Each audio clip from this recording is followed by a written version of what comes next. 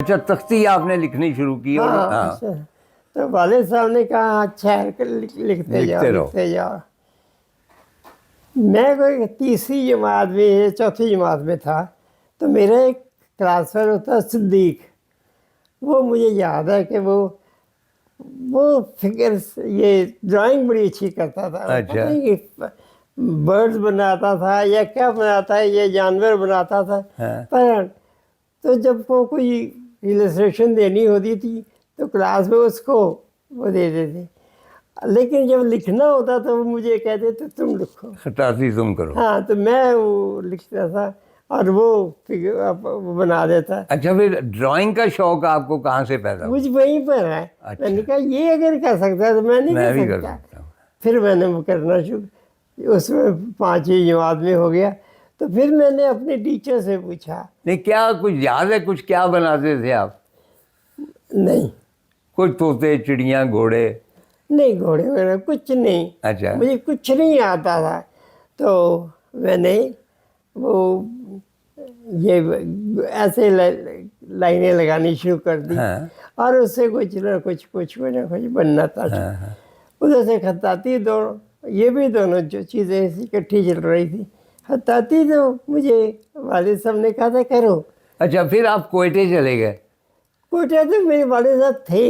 اچھا وہ تھے میر منشی. میر منشی وہ ہوتے تھے جو کہ انگریزوں کو اردو پڑھایا کرتے تھے. اچھا اچھا تو یہ برٹش وہ جو راج تھا اس میں وہ اس طرح اس میں پڑھے. وہاں پہ آپ ڈرائنگ آپ نے جاری رکھی؟ وہاں پر ڈرائنگ میری ڈرائنگ تو بڑی دیر کے بعد شروع ہوئی نا. 5ویں 6ویں میں. اچھا 5ویں 6ویں دیر سے؟ ہاں اسکول میں تھا تو 5ویں میں پھر میری ڈرائنگ کی کلاس شروع ہو گئی. تو میں ذرا بہتر تھا تو ٹیچر کو یہ مجھ پر رحم آ گئے جو کچھ. تو میں ان کے پوچھتا تھا کہ یہ کیسے ہے یہ کیسے. تو کہتے ہیں کرتے جاؤ کرتے جاؤ. جب میں کرتا جاتا تو پھر دیکھتے کہ پھر انہوں نے کہا کہ دیکھو یہ بہتر ہے اس سے جو تم نے بنایا ہے. تم ہی نے بنایا نا اور یہ اس طرح کر کے بہت مجھے گائیڈ کرتے جائیں. ایک وقت آیا کہ وہ 8ویں جماعت میں تھا. میں ان کے پاس لے کے گیا قائد اعظم کی تصویر.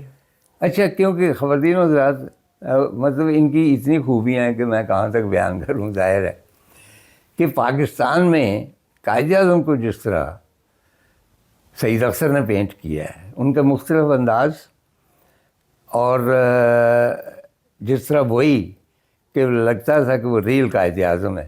اور اس کی تھوڑی سی تفصیل میں آپ کو بعد میں بتاؤں گا. تو انہوں نے خود ہی اقرار کیا ہے کہ انہوں نے قائد اعظم کی تصویر بنائی ہے. اچھا آپ نیشنل کالج میں کیسے آ گئے؟ جی نیشنل کالج میں کیسے آ گئے؟ ہاں ایک ٹھنڈی آہ بھرتے ہیں اور ہر آہ میں 30-40 سال گزر جاتے ہیں. یہ جو میں کراچی میں گیا تھا مجھے والد صاحب نے کہا کہ میں نے کہا میں کراچی جانا چاہتا ہوں وہ یوسف صاحب سے ملنے کے لیے. تو کہنے لگے کہ یوسف بھی ہے وہاں پر بڑی آپا بھی ہے فاطمہ تکور ان کو بڑی آپا کہا کرتے تھے وہ بھی ہیں تو تم ان کے ساتھ جا کے دیکھنا کیا کرتے ہیں. میں نے کہا اچھا. تو میں سیر کرنے کے لیے چلا گیا. وہاں جب میں نے یوسف صاحب کو دیکھا اور وہ لکھ رہے تھے تو میں حیران رہ گیا کہ وہ اتنا پرفیکٹ تھا اتنا خوبصورت تھا کہ میری بالکل ہی حیران رہا ہو سکتا ہے جو کہ بچپن میں بالکل جیسے کہتے ہیں آؤٹ آف دا وے آ گئی. بالکل وہی حالت میری ہو گئی کہ یہ کتنے خوب. تو میں نے کہا کہ اچھا میں نے کہا کہ میں نہیں لکھوں. لیکن ہاں تو میں نے بھی لے کے کہ بے لکھنا شروع کیا اور وہ لمبا کرتا جا کے کہتے ہیں تو بھائی میرے سے بھی لمبا بے بنا دی ہے تو نے. کیونکہ بے جو ہے وہ 9 خط کی ہوتی ہے یا 8 خط 5 خط کی ہوتی. تو میں نے تو وہ پتہ نہیں 12 خط کے کتنے کے میں کھینچتا چلا گیا. تو وہ کہنے لگے کہ یہ زیادہ اچھا ہے. اور وہ اپنے ایک شاگرد سے کہنے لگے وہ دیکھ تو تجھے اتنا دیر ہو گئی سکھاتے ہوئے تجھے یہ نہیں آئی دیکھ کیسے کھینچتی ہے یہ. اچھا آپ کتنی عمر کے تھے سب؟ میں تھا کوئی 18-19 سال کا، تو جب میں وہاں کراچی گیا.